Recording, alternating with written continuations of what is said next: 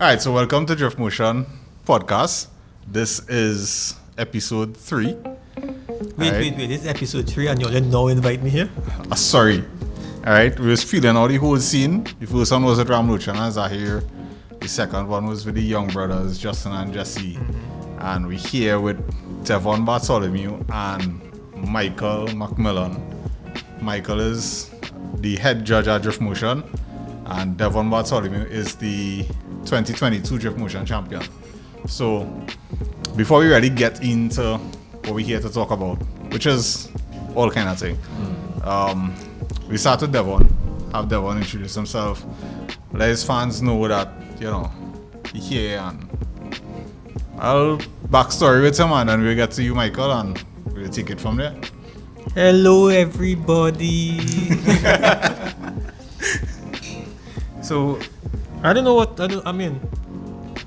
since the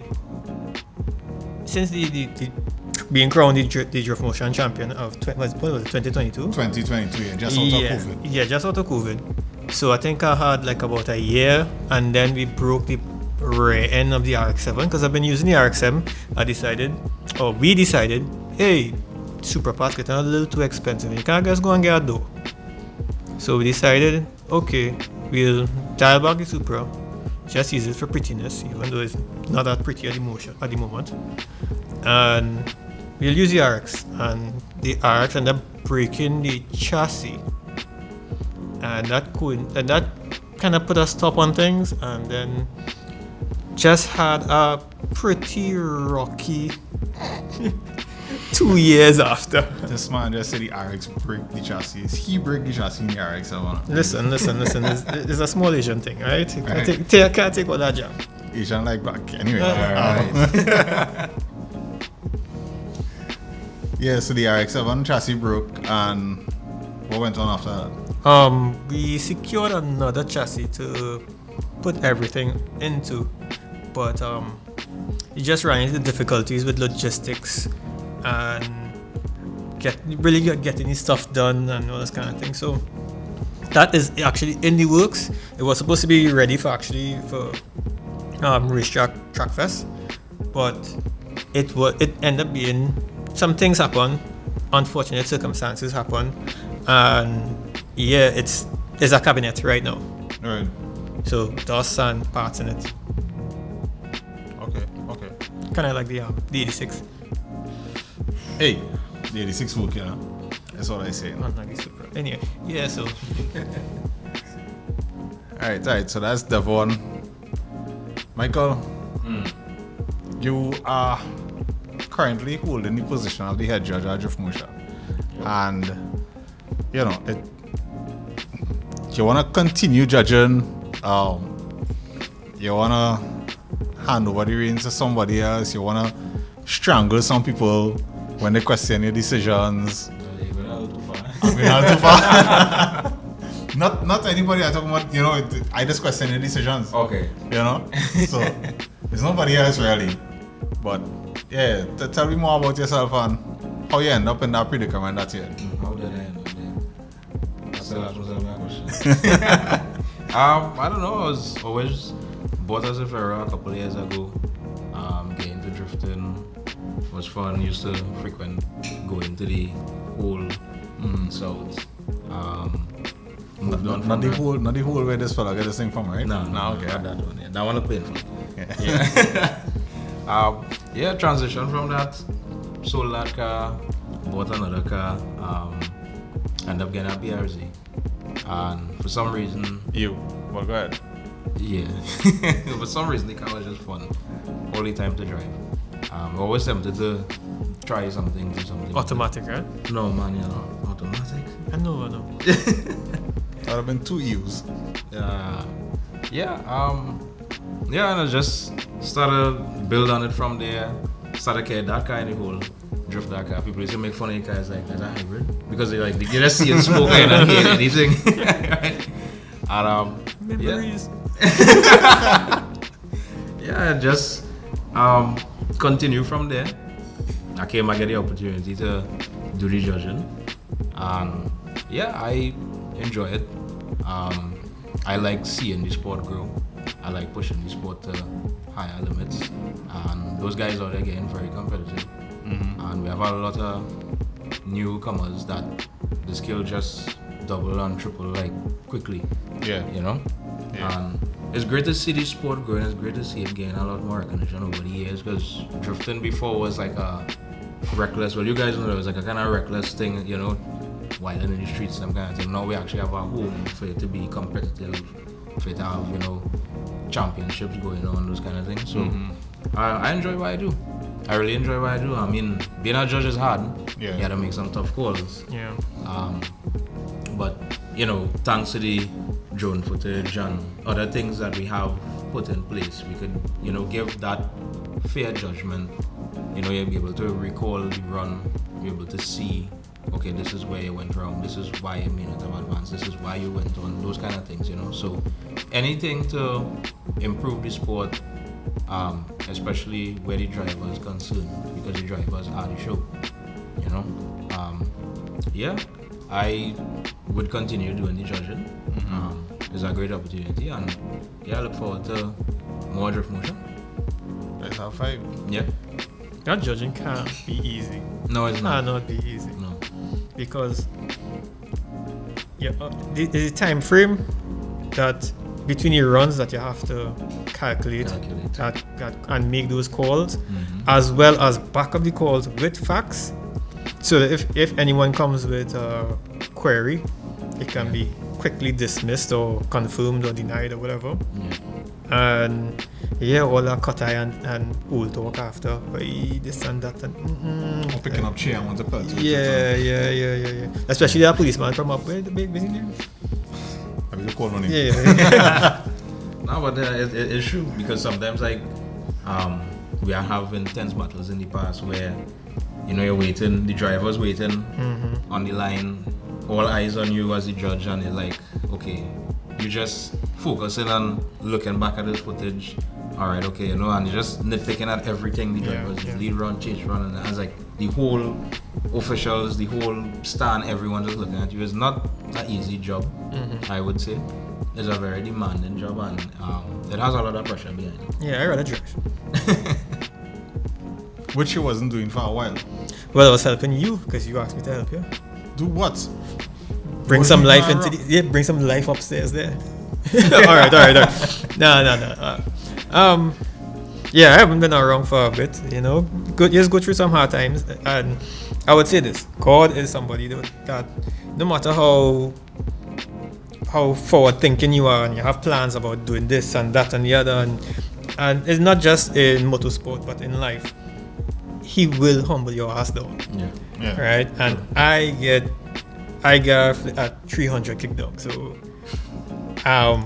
it took me a little while, and I mean the difficulties are still there. There's a lot of work still to be done. And in doing that work, sometimes I would say this: you can't always do it alone.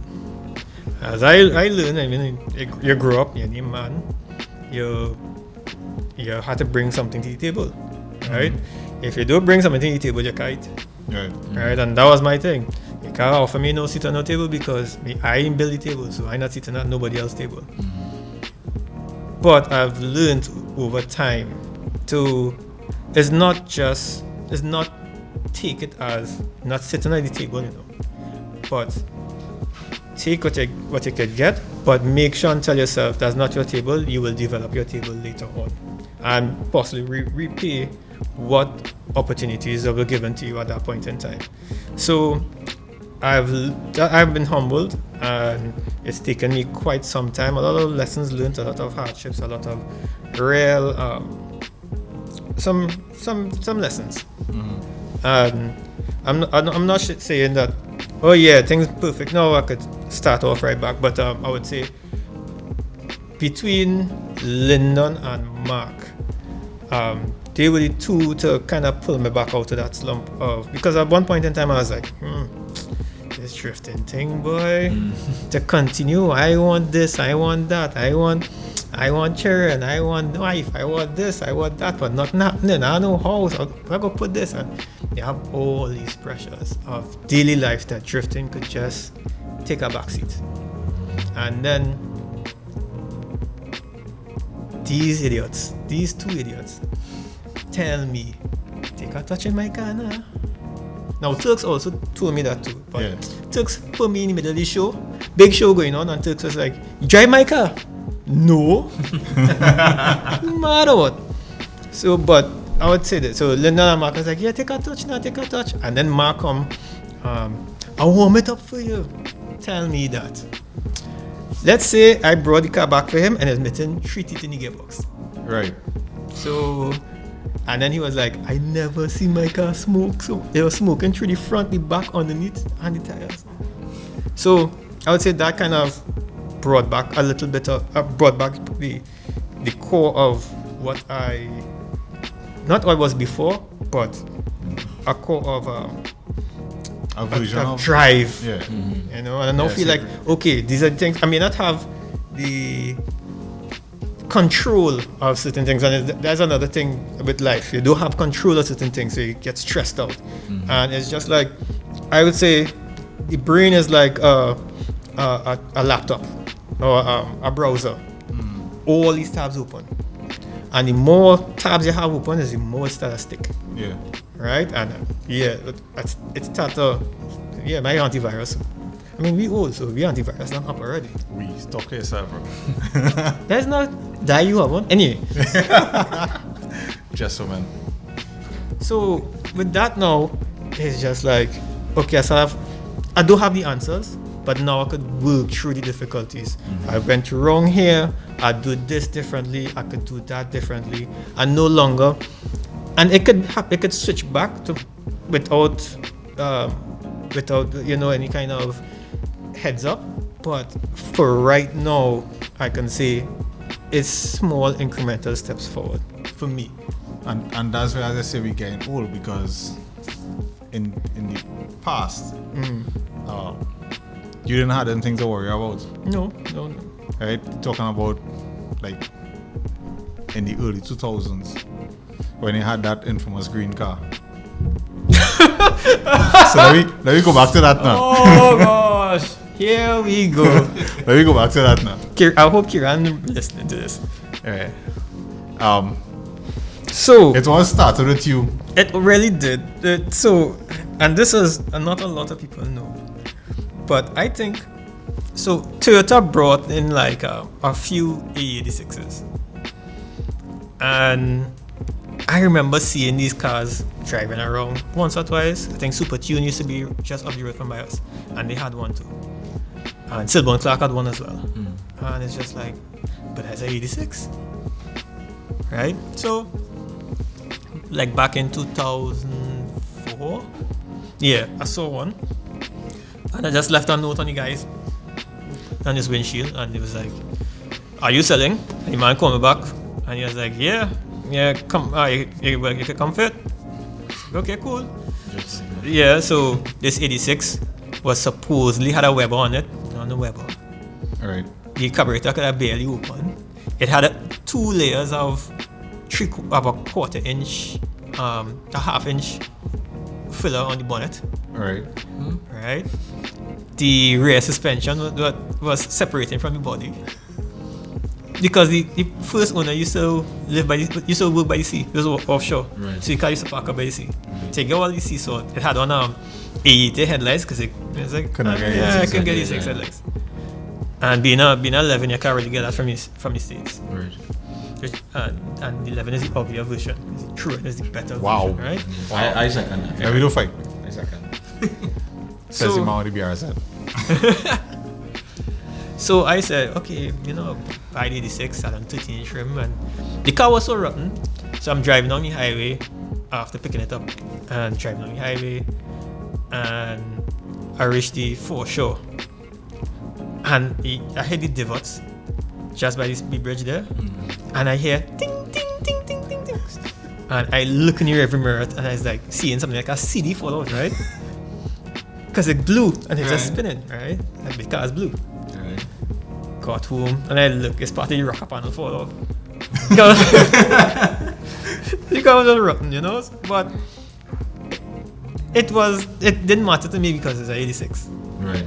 And literally from that, where was I? Oh, so there was a Sunday, Garvin, Ramdale, yeah. He used to run karting. And Garvin had an event down in Pier 2. And I pulled up with 86. And Kerry was actually the lead marshal, the head marshal. And he forget what he was doing and came across 86. Race going on, can't find Kerry for like an hour. Kerry inside my car. And that's where the 86 love even blossom even more. You know? And then a couple of days after he called me, he was like, I get one. I get one? Will you get one? Eating doubles, man, pull up. Hey, what that? Man was like, alright, cool, take it.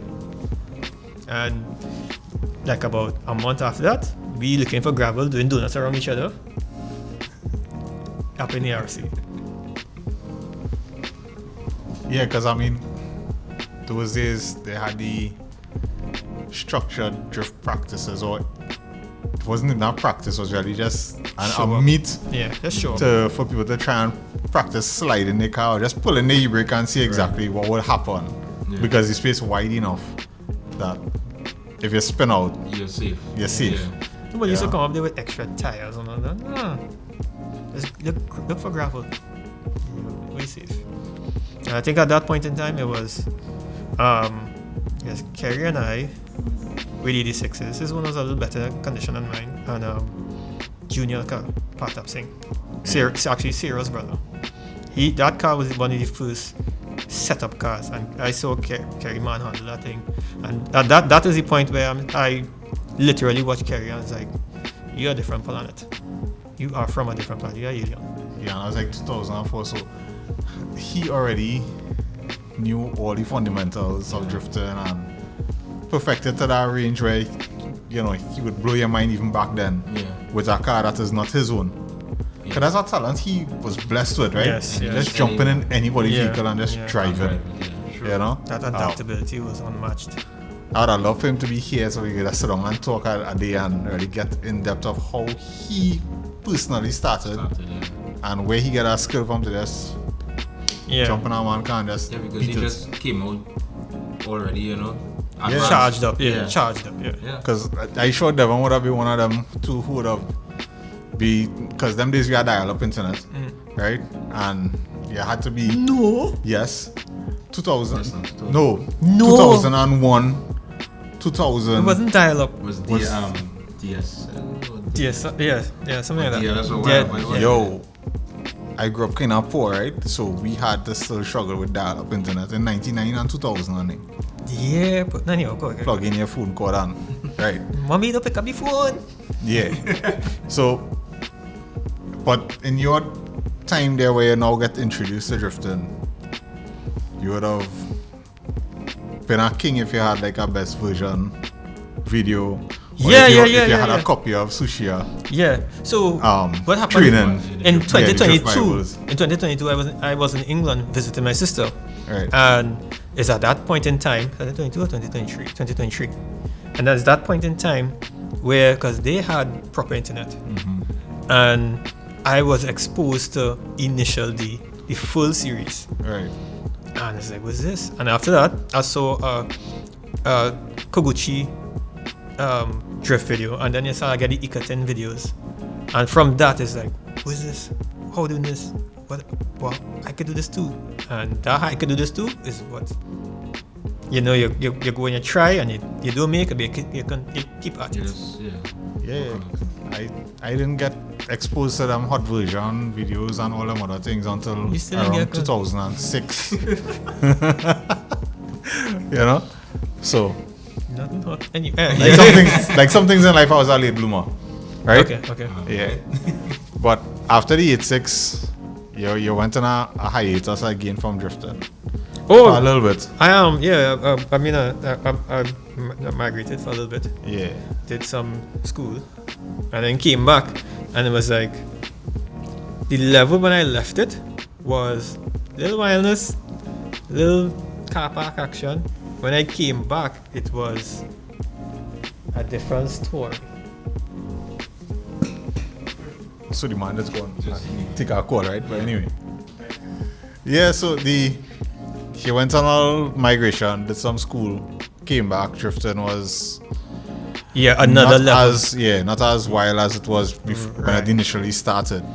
It literally turned up another level. So I would say, as I was saying before, it went from wildness to still wildness, but wildness with control. Mm-hmm. And that made the big difference in how it was perceived.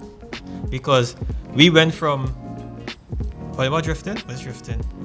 It's kind of wildness. And then by the time I came back, it was let's do a show, and that's how we ended up doing the show in the first Hot 93 show with Tade. Yeah. That was a first DWO show. Yeah. Yeah, you know, I have some reservations about that whole thing, but you know. Just watch for the antenna. It's had a particular car that the antenna got destroyed in that show now. But he won't get vexed with Kerry for it, because it's Kerry do it. And it's hard to get back the antenna, so we had to delete it from the car, right? But, you know? Say the full, you can't be giving out these Easter eggs. You have to give the whole story. Yeah, leave away suspense. Exactly. He's a judge. He's judging you right now. So it's the R33, right? The infamous DW1 R33. Yeah. Where is that guy? Anyway. So the car, Kerry took the car and put it on a show in the V8 Boys car show that was held in the Savannah. Yeah. Right? And I was there talking to one of my friends who passed now, Neil. He had a T71 Corolla like what I had. His own was for drags, my own was for drift. And we was talking, and then when DW started to gather the thing, we went across and Kerry jumped in his Skyline. And did he... First to begin with, what was the course like? So the course... The course had like what, two or three cones in it, but it had a tent. Yes, it had like in the course. It had like 5 cones, but it had 10 in it. Right. So and originally that tent was for us to park up in and have people looking on from afar. So we'd park up in it, but we never use it. No. Well, you used it after the fact. We park up on the other side. Mm-hmm. Yeah, so Kerry take the car and slide it through the tent. It had a banner on the tent. Yeah. And the antenna, because it was up, although the car had no radio. It had a radio. Whatever it was, the antenna was up, right? In mid-drift. And the antenna hooked on the banner, and it just flopped to the side a little bit. Right? Oh, wow. It flopped to the side a little bit, right? That's how This is how I remember it, right? So, after Kerry jumped out the car, Dev took over. Because the Skyline went through real beating, right? It's a real bad thing when it comes to cars. Skyline up there. So, Dev jumped in the car. There was a BR and stuff on this car, and this car had on like AVS rims. Car was real, man. It works. So, Devon take the car and show Kerry how to do the run. That's not true. Right? That's not true. Don't make it sound so. No, listen now. Because when Dev took the car and slid it through the tent, Kerry wasn't expecting Devon to do it like that. Right? And Dev finished off the antenna. Yeah, so Kerry was going around one leg of the tent. Right? I went through the two sides. Yeah. This man had the car full sideways in the tent. True, yeah. But at that point in time, you gotta remember, we were just enjoying ourselves. It wasn't competition, anything like that. So that antenna was, we go fix that later. Never fixed. Wait, man, wouldn't have reception to go home to the radio? Well, he wasn't. That was back in his T71 days. days. The Skyline, I didn't get the Skyline until way after, right? But the Skyline had nice body kit. The what is called the door visors, the window visors on the doors. Oh yes, that's right. It had nice interior. It was blue. It was darkish blue. Right. Riaz had done the full graphics for that car. Full trunk upholstery and everything, right? nice AVS 5-star wheels, matching sets, you know, staggered, the works. Yeah, that was originally And bit by bit pieces just had to disappear. Or what come off had nice exhaust system, and you know, what came off never went back. End up on somebody else's car, end I up wouldn't say in that. other places. That You was know? a DW club car. So all of us had put money together and purchased the car through Turbo Selections. Javid. Javid. Yeah. And somebody, when it got the car, you know, you're training, people driving, tire burst, delaminate, take off, fender, take off, finisher. That all those things never happened to me, right? So, but he talking about. He never used to really drive the car either because he didn't like it. It's not that I didn't like it. I didn't like the beating it was taking. So even though the car is to practice with, I had my own, so I was like, okay, I would just beat on that. Which is what I really want to talk about. Okay. I do think plenty of people know that this man Supra came here and was non-turbo. I remember. Everybody knew because they couldn't hear it. Well, so I'm talking about the crowd now, the The crowd now is new totally fans, the different. new generation of yeah. drift fans locally don't know The that- history of that this infamous drift biscuit or dev biscuit Supra came here non-turbo, 2000. Soupy. right? Manual. And everybody just come to me and be like, is that 1J or 2J? Look, listen to me. Mark 4 Supras only come with 2Js. Right? Still a matching numbers car. And yeah, it was just non-turbo, stock exhaust system. But we welded the diff and just left it so because it was like, why? It was a practice thing. And it was to have fun.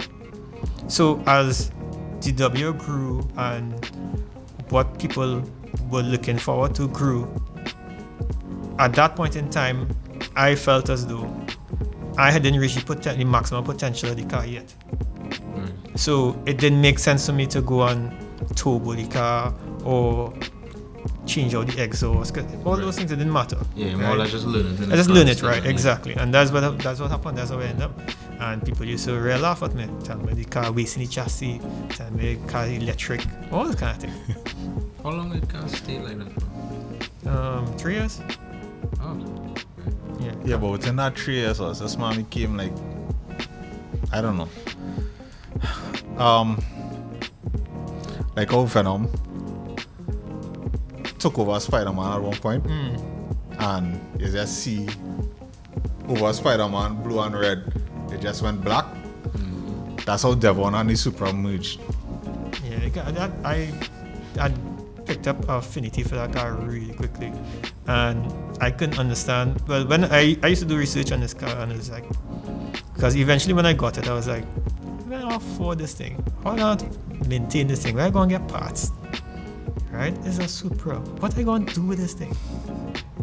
And before I know it, I kind of fell in love with the chassis and everything. And yeah, it's a big bottom tick so you know, it's like, oh god, yeah, easy. But at the same time, the car was so robust, and leaving it stock, which is something a lot of people overlook. You want your car to last, you want to develop, leave it stock or close to stock, and you'll be able to push the boundaries on it. And that is, I think, is a big deal. That worked in my favor with this vehicle. Not just that I didn't have money to upgrade it, but it's just like, okay, this is what's gonna happen. This is what's gonna work, how it's gonna work. And that's how it maintained until the clutch died. so that was the main thing. Bought an engine and put on the engine for like 8 months. Yeah. And then I'll wait for a gearbox. How much you pay for that engine? 18,000. 18,000. Complete 2J turbo. Single turbo. Yeah, converted So it everything. came with a I still have the upgraded turbo. turbo? No, yeah, I got it for 18 grand. for 18 grand. Okay, good. Right? Harness everything. And But that was engine alone. Still had to get. Did I get I can't remember if I had. I think I got a flywheel with it. And I had to get a gearbox. End up doing a trade and get the gearbox. And one of the events we went to was an event in Brand Lara, down south. For rally. Yeah, for rally. Yes, correct. And I remember clutch kicking. I mean, it was a big course. And This was the run when he was behind Kerry Chaser? Yes. Yes. And Kerry was driving the Skyline. I was following him in the we were literally just feeding off each other. He passed there, I passed there. And we looking at each other, but we seeing the course. Right? And at that point in time, Kerry is just putting on a show, and I feel like I'm just a small feature on the side. Nobody could hear the car. Yeah, and he's hitting BR and shots and things, right? And see him, all the shots and things going off, and I'm just there like. But what ended up happening is a clutch kick, and the clutch kick, and one of the clutch kicks, the clutch just went. Yeah, boy, that was that, boy. Yeah, them tired. Yeah. And the car turned into the pavement, but it didn't hit the pavement. It just turned and it just bumped the pavement with the front tire. And I was like, okay, the clutch is finally over, because we did countless rally shows, drift events, practice events. That clutch lasted real long. I think I still probably should have had it on a place on a mantle or something, because that clutch, yeah. And what it taught me, allowed me to learn at that point in time. So at that point in time, and as soon as that clutch finished, I go and pull the engine, and the DW not the proper old school DW crew. I think Kerry didn't come because he had to work. It was Ian, Roger, Swift, Twine, Dirk, right, and all of us amateurs. How we pulling out the engine? Yeah, come a little bit. Yeah. I think that's it there now. I think, yeah. And that's how we go in and end up taking the engine out. But yeah, that was good times. Yeah.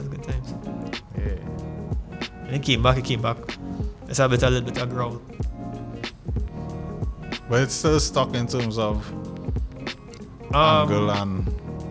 Not exactly. It just have some upgraded pickup points on the... It's still stock arms and all that, but it's still... it have upgraded pickup points, so you're steering a little harder, but still upgraded pickup points. I got a little extra luck, nothing special. Yeah, but you have no modified knuckles. No. Wise fob. No. And right now, as it stands, it's a stock clutch. Yeah. Because the 6-speed isn't it now. Right. So it's a stock 6-speed clutch. Can't afford one. All right.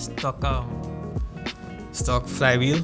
So right now that flywheel rattling like I can't, because it's a dual mass. Yeah. The 6-speed came with a dual mass? Yes. That's unfortunate. And stock drive shaft, and the drive shaft is like an 1.5 inch diameter. At the after the U joint. Yeah. So your exhaust bigger than the drive shaft?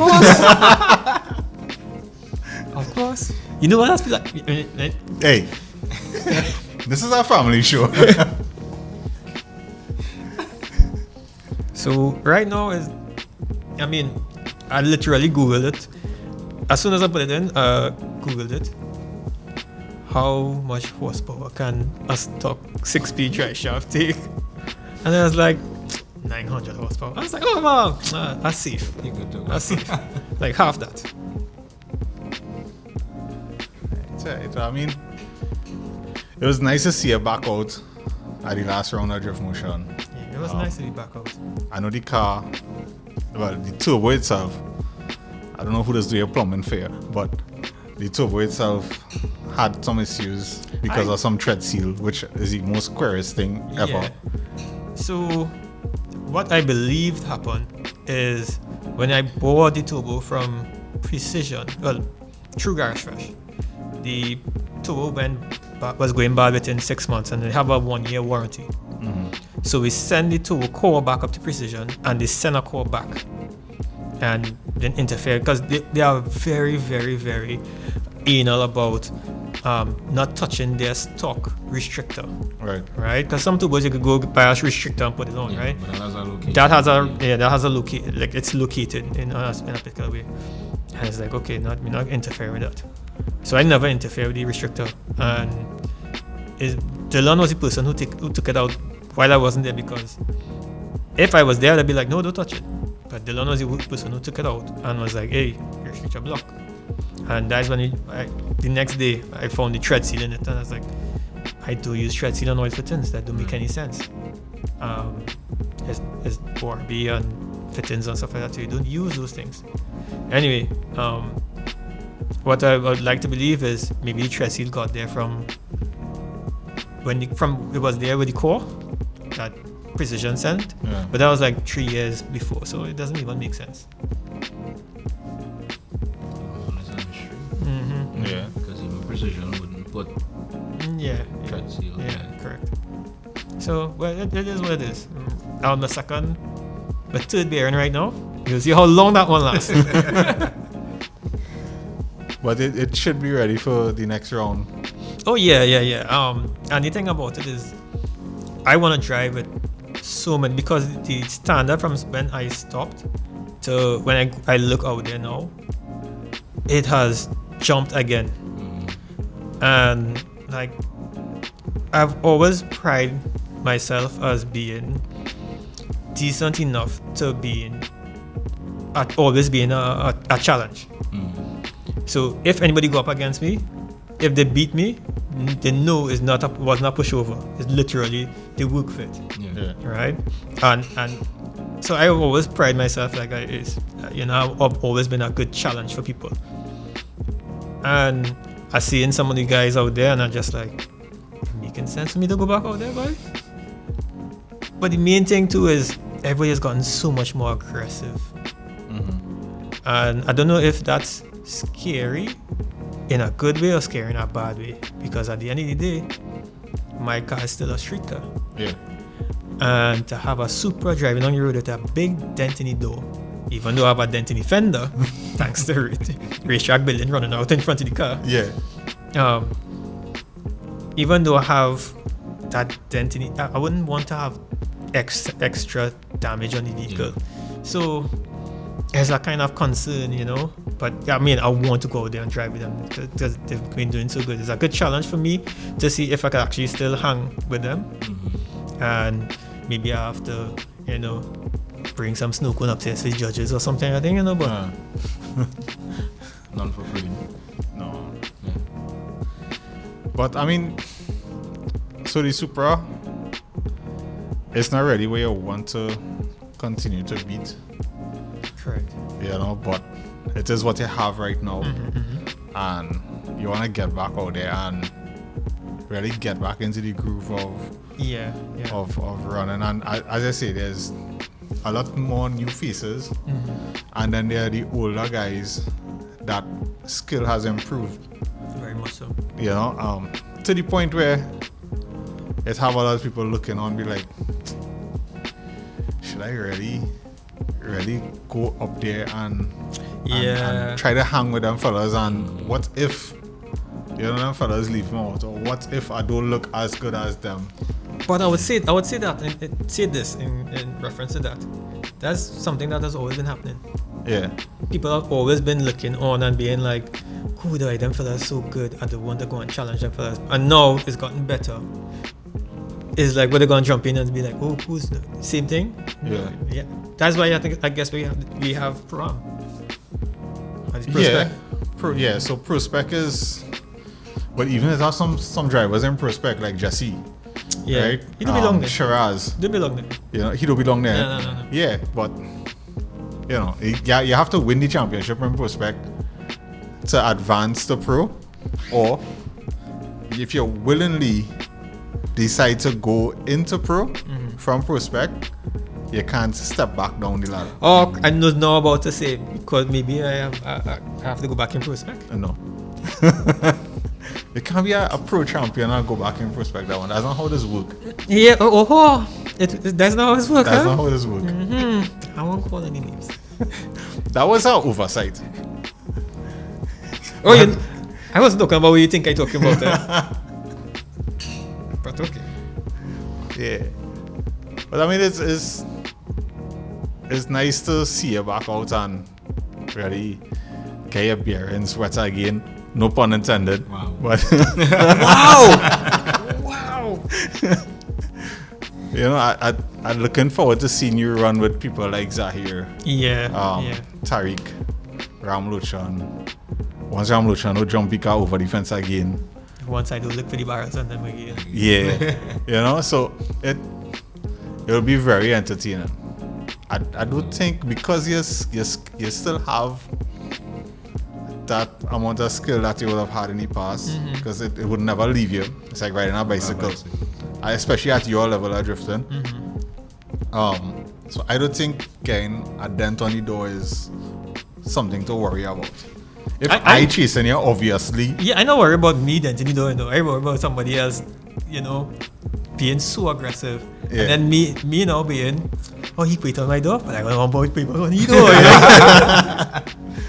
Well, it's have an event coming up for that. So take out the doors from the car. They don't have a cage. It's a street car. It is a street car. Yeah. Yeah, we will get something. I can't give it the 8.6 because I go crazy when I drive that thing. I know, but I think a Supra door easier to locate. Yeah, for real. And a 8.6 door. Yeah, but the same thing, right? But the same thing. So the 86 door hard to find. The Supra door just expensive to find. Last time we done drive the bumper off the car already. I know what you're talking about. You don't know what I'm talking about? No. Okay. That bumper jumped off in the back of the car and left me stranded. Yeah. Bumper was like, yep, I fed up. I don't want to be part of this equation anymore. Exit stage left. Yeah. But I won't lie. That pulling the caster on the front of that car made a huge difference. Yeah. Even though I still had to drive, because the seat not adjusted. So I always sit with my bottom like to the edge of the seat.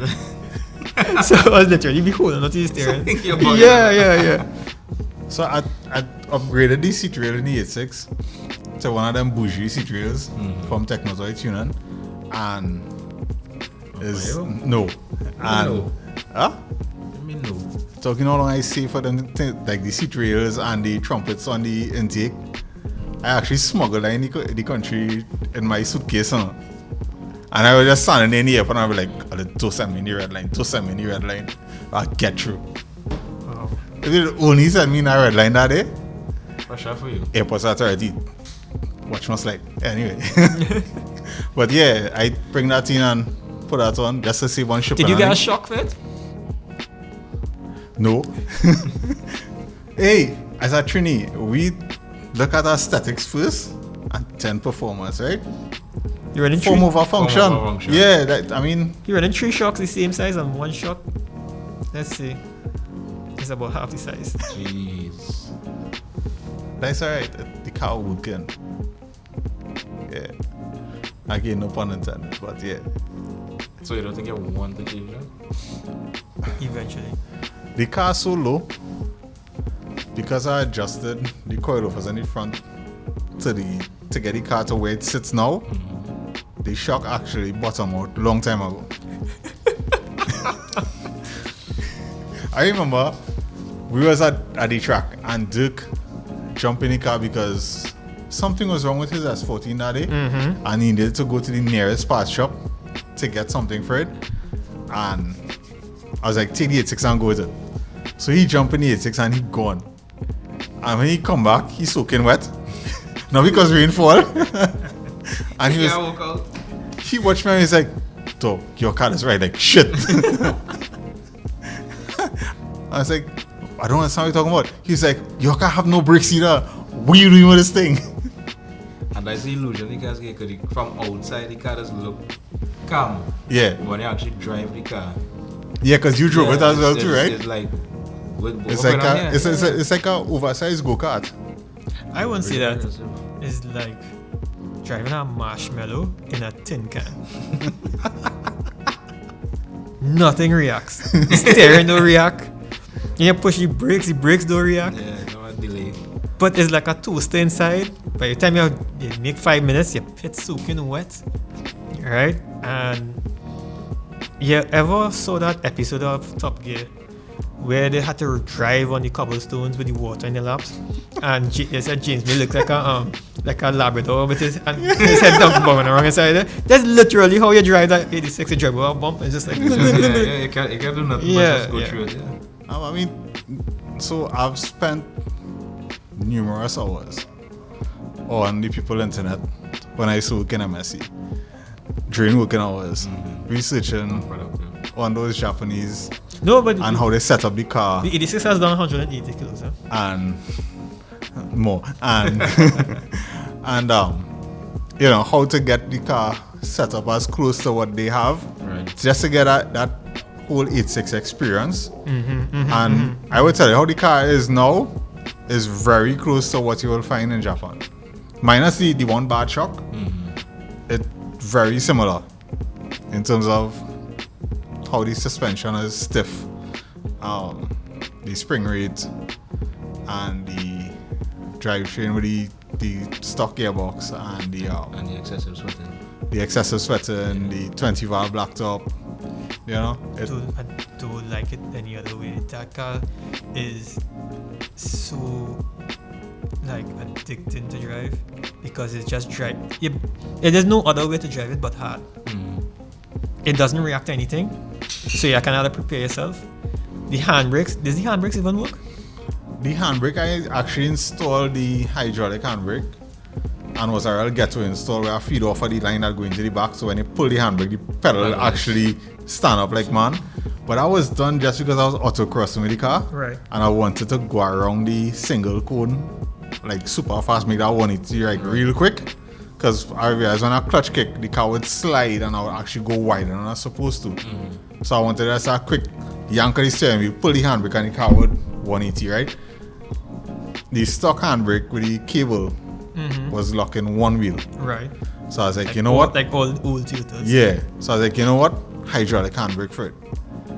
Went through all that throw with the stock parking brake and the cables and so I was like, building a drift car, you don't need that. Install the hydraulic and it's Instant still regret. Yeah. locking the one caliper. Because smart me, put in hydraulic handbrake, but still left the stock calipers with the screwed piston. So that car, it have the hydraulic handbrake here, but it's not functional. So when you drive that car, you have to clutch kick or weight transfer. Yeah, and literally, you try to drive that car like any other car, modern car, it don't work. You have to develop a way to drive it. Yeah. Yeah. Like to enter that first corner in Wallerfield, Yeah. to touch the handbrake, but you just chuck it in second and come off the clutch while you're flicking it. And it's literally upset the car and weight drop on your nose, Yeah. and the back is just go skating. And that's one of the reasons why I removed the brake booster, because with the booster, the brake was so fierce that as you touch the pedal, the whole front is bow down. Right. So with But the how you booster go out- bow down and how the suspension travel? No, it was so fierce. The calipers in front working like 200% and the ones in the back like 5. So that's what happened coming out. Hey! You saw that TikTok video, right? The one I did where with the 86, 1 minute I'm driving on the road looking at the bushes, the next minute I'm in the bushes looking at the road. What's the dice on that? We waiting for Fareed to come up to the event. It was a circuit event, and he was supposed to come up and be a display, right? And he's like, "Where's Fareed? Where's Fareed?" Fareed didn't reach yet. Fareed show up, sweating, big smile, and says, "Well, I go up to you. Watch in front of the car. Only bush." I thought that happened when you left, you know. No, I was Oh, so I you was so on I the- cleaned out the car and everything that morning. coming on, exiting Shogunas, and just, but they do over that ramp now, but just before you reach onto the highway, there was a little bump on the people road. So, when I turn off right in front of courts, by the curb taxi stand there, I press first into second, and the car, I mean, for what it is, it accelerates pretty quickly, right? And into second, and as I go into third, I hit the little bump, right? And as I hit the little bump, the car went from jump up to jump up and in the bush. It happened so quick, I couldn't react. Oh gosh, there's a picture of where the car's in the bush and you're just in the grass behind the car. Oh god. And I stopped now in the bush, and I just thank God that I didn't end up in the drain, because I was like a few feet away from the big ass drain that I had there in front of Unit Trust, right? And I was like, okay, I calmed down, my heavy breathing stopped. I checked my surroundings. I was like, all right, cool. I'm gonna see who watching. Check the car in first. The car's just skating because the grass wet. Right. I was like, damn it. So I come out the car, and as I exit the car, and I stand up and do that traditional what you can't scratch your head. I recommend pull up the same time. That man had the audacity to charge me $200 to pull me out right there. 200,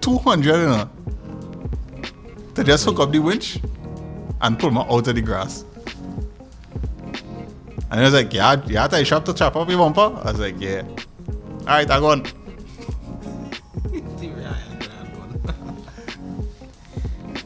You'll find that picture. I have to find. I do. You see, I changed phone, so I do have it. But it's.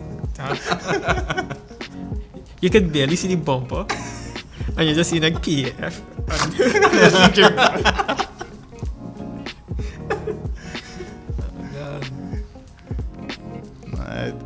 The car does make you a passenger sometimes. Yeah. And then sometimes you just have to have fun. I mean, we still never get a video with me sliding up the bank. That's Nigel. David Lyons, when David Lyons went up the bank. He was not the first time. He was not the first person to go. I was the one to christen that bank. Oh. Because that was a practice day. I in the 86, and this asshole, I like to intimidate you, right? Right. With he big almighty Supra. Big and wide. Right? And so I did practicing, taking my slides around the corners. Sometimes I enter in too hard, sometimes I enter too late, sometimes I break too late. But figuring out the car. Trying different things and trying to push myself to the limit, because my knowledge back then was a little small in terms of what the car could do and what I could do with the car. Right. So sometimes I'll get you, sometimes I wouldn't. This man come out to the Supra and started to follow me, and the car loud. Right? So I hearing this man turbo in the back. And I like watching him, I was like, God, why? So all he was looking back was seeing grief, because I was on his bumper, right? Yeah. But there's a teaching aspect to it. Once you put them under pressure, they have to focus on what they're doing. Yeah. Right? Because what's happened is that sometimes when you're drifting and you're so focused on what's behind you, you miss what's happening in front of you. Right? So it's you put people under pressure like that, and the fact is he's thinking, because the 86 is balling, he's thinking he's going as fast as he can. Like he's going to the limited tires and stuff like that. Yeah. That's like 160 speed that the Supra was doing. Right? That's barely on throttle. So if it has to come to a stop, I know I could come to a stop, but I'm literally, every time he's initiating, I'm there. Yeah. Right? I'm putting him under pressure. Just because I'm trying to develop his skill quicker than just driving by himself. So, but the thing about it is that it's also very entertaining for me, because he is there fumbling around, and all I see him is looking up in the rearview mirror and seeing eyes, right? And sweat. and he's driving these stupid white gloves, and you just see the gloves going back and forth, back and forth, right? And Nigel was with me, and Nigel was recording, and he goes down to the first corner, the last corner, and we're like, why is he going so fast? And I backed off, and he continued initiating, and right up on the embankment. Find some. So the embankment is smooth going up. Right. Somehow he find a post, a lamp post, and dig it out and raise it up in the air. Yeah, it was the remnants of like the street sign. Right. So it's like about this amount of metal surface, Right. ground surface, right?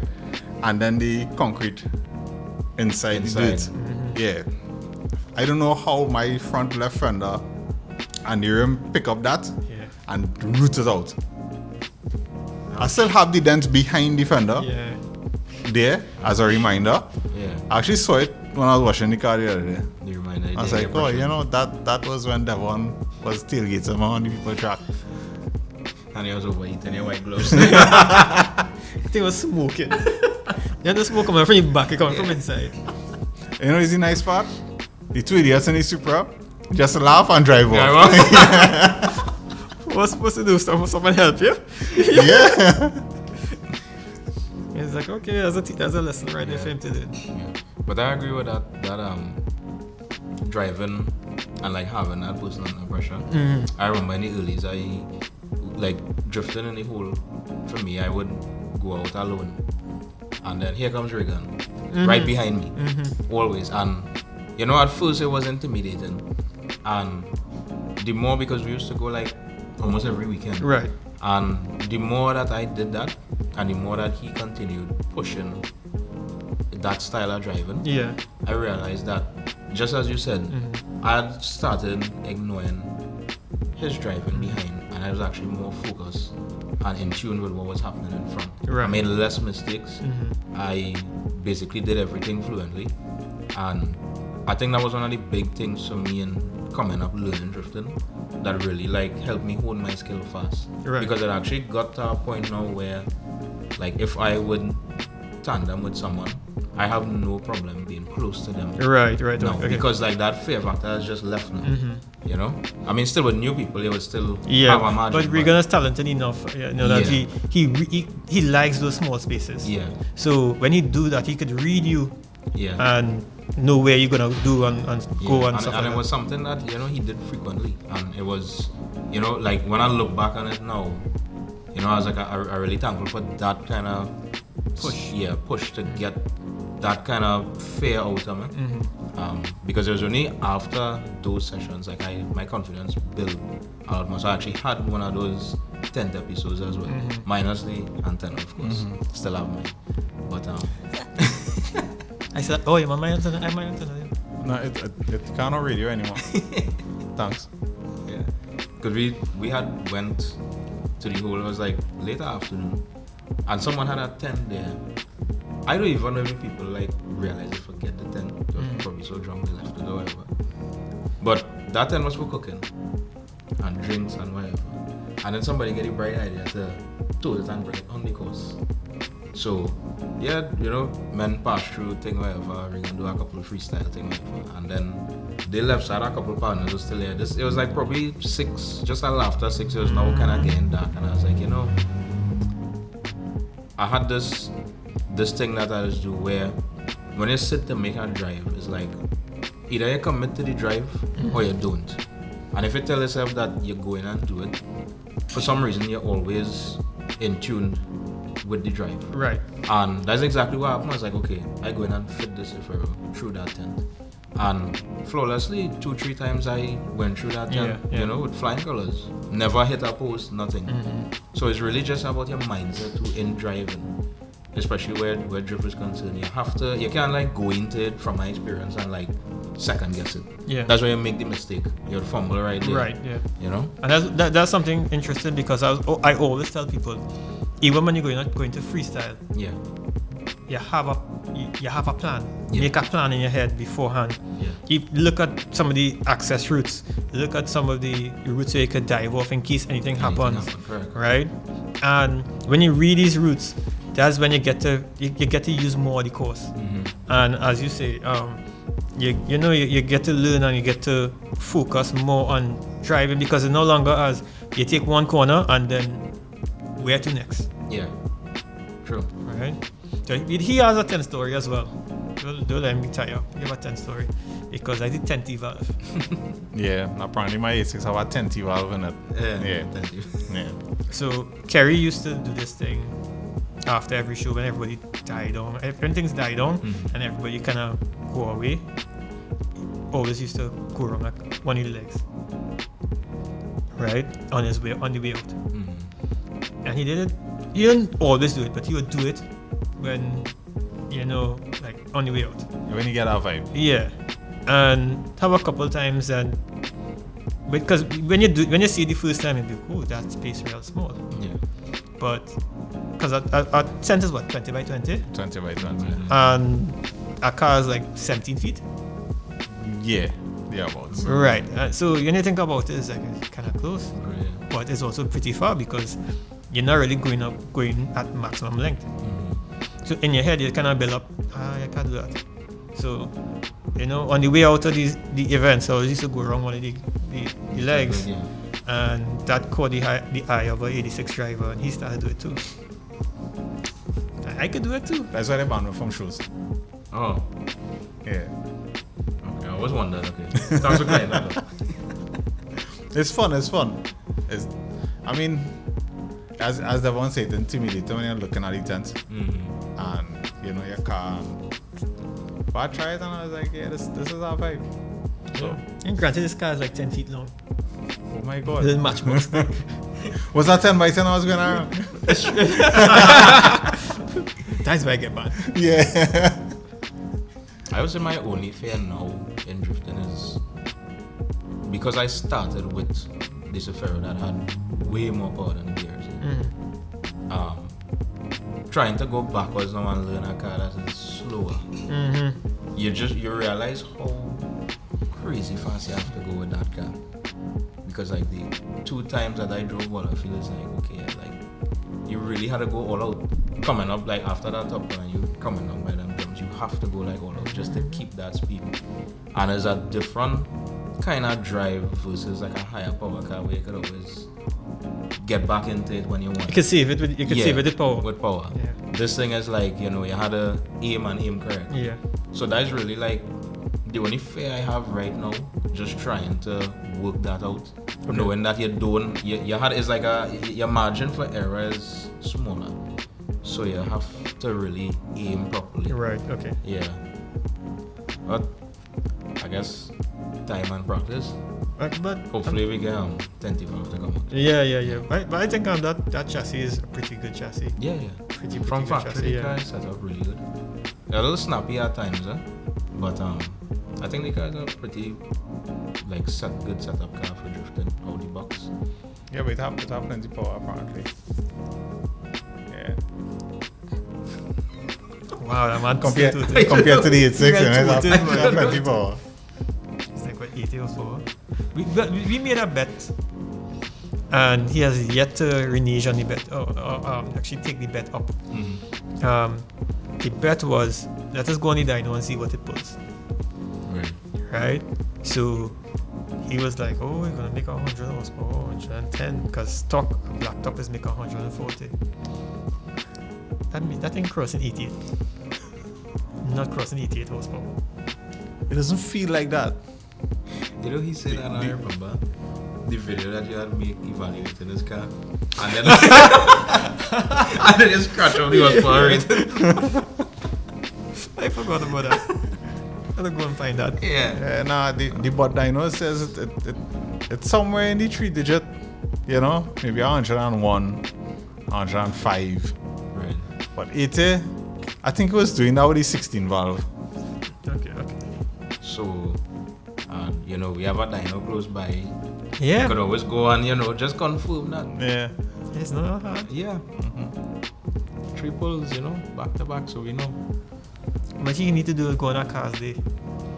They just have this stuff too far. It was beginning of the year anyway. Yeah, but by the time I reach back, it will be the middle of the year. It is also. I'm pretty sure that road down there not 86 friendly. Listen, Twine don't do fiberglass and carbon work again, or no? No, he does not. He does not. That's that front lip is a Musero. Yeah, mine too. One-off edition. Yeah, mine too. So, Take it off. take it off. Take it never. No. Take it off and try. It's a typical drift car. Leave them thing on. Yeah. Right now I have a whole cylinder crack on the bottom of my diffuser. Mm-hmm. And it's just like, Twine. And it's like, no. Crap. Yeah, I actually messaged him probably 2 or 3 weeks ago. And he was like, yeah, I'll message you back. And Twine just refused to message him back. Because you know what it's about. I want some. Let's call it for the back bumper, the rear canards. Vortex generators. Okay. But yeah, those. And a lengthy way. You know? I want Oh, you have some that. rear spots. Yes, rear spots. It's for the A6 bumpers in the back, and yeah, and it's like I want it done by him. I guess I had to find somebody else to do it. To look at me. Why not? Techno toy. No, they don't sell. That's what they say. Oh, I think I have a source, so I'll check it out for you. This is from the new business venture. Coco Works? Yeah, Possibly. possibly. Yeah. Coco Works does only deal with Japanese suppliers, or they deal with US too. US too. Yeah. Yeah. So if you are LS, you could get it. Yeah. Like I mean, like You dead being serious. serious? Yeah. It's the Japanese is not really Japanese, but it's literally what the US Canada market. So sometimes this stuff come from Japan. Canada has a lot of Japanese vehicles. The US is now getting more and more Japanese vehicles. So the market is growing, but it's not as you won't get a RB. You quicker get a RB here or up the islands than In Canada. Canada, US, right? So that, but you'll get LS. It's just that a supplier will have to go with a chop suey. Because I always say if I have to change from the RB in this guy, then it's LS. Yeah, I think that's it. That's it, right? And on that bombshell. Yeah. It was a nice vibe. Yeah. I appreciate that coming out and If it wasn't for this one saying, "Hey, wrap it up," you could go on the next hour. yeah, I mean it's a lot of things we didn't actually talk about, but yeah, it was nice catching up, Good. Yeah, it was good. especially with Superman here, or the original Soupy. biscuits. Yeah. Feel kind of old with that one, but Biscuit. man say we're the original. The like, original. Yeah. Like if it's sauce. Everybody's the original or something. Yeah, thanks for Yeah, having good. me. I guess depending on how things go, I get reinvited. You'll get reinvited. I hope so. I don't know You you. guys get fed up with it fast. Yeah. I'll just get fed up on me, I think. Plenty of us get fed up on me because it says talk plenty. I don't get to talk home. Always remember that. Husky first. Yeah, Luna first. But yeah, it was nice. It was I nice. appreciate it. Debbie, anything you want to say to anybody or? Just for the people who are looking in and things aren't going their way possibly, and it's just a whole strain a little bit. Things have a funny way of working out, and they need to believe in themselves and believe in the process, right? And it takes time. Sometimes it takes a lot of patience, and sometimes you say, "I'm not a friggin' doctor. I need no damn patience." But it works out in the long run, possibly by God's grace. Look at me, and I will give you an example. My turbo went bad, right? As I make one run, like, oh my God, I'm going to get upset. That potentially saves the engine because when I check the oil pump, it was losing pressure. Right. So if I continued for the entire day, I may have lost the engine. It works out. So a bit of a cliche, but it is the truth. Everything happens for a reason. Correct. Yeah. So patience, young Padawans. 5. Things will work out. Mike? Afraid? Yeah? You good there, Ian? Yeah. You want to say hello to your fans or your fellow Fans. your fellow BRZ owners? Because I know all of us hate on 86s, but 86 is original, so Don't mind Oh, he in the same- original is The original. Don't mind he in the same group. Yeah. And he's converse with everybody in the group. Yeah? Yeah. And don't talk to you. No. Yeah, right. You have a BRZ? You? Subaru. Yeah. Didn't you tell your wife you wanted one? Yeah, on that bombshell. Alright. Thanks, guys. Look out for this episode soon. Episode 4 will be out probably just after this. That's how this work, right? 1, 2, 3, and then 4. But yeah, Drift Motion Podcast, another one here. And again, thanks Michael McMillan and Devon Bartholomew You're welcome. for being here. Thank you very much. Great. Take Peace care. out. A-Town.